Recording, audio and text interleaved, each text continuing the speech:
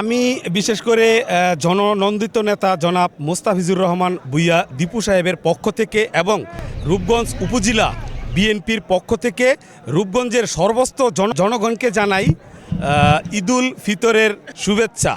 ঈদ মোবারক। বিসমিল্লাহির রহমানির রহিম।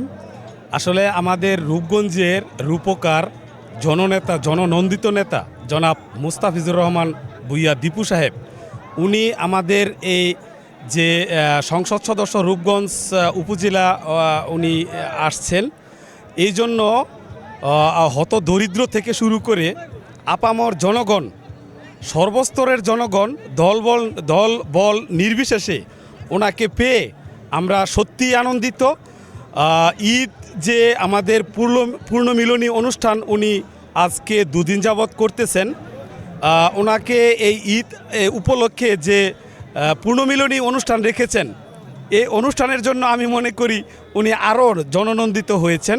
এবং আমরা যে দুদিন যাবৎ ওনার সাথে থেকে গ্রামে গঞ্জে যেভাবে ঈদ উদযাপন করতেছি, আমরা নেতাকর্মীরা বিশেষ করে রূপগঞ্জ উপজেলার সর্বস্তরের যা বাংলাদেশ জাতীয়তাবাদী নেতাকর্মীরা অত্যন্ত আনন্দিত।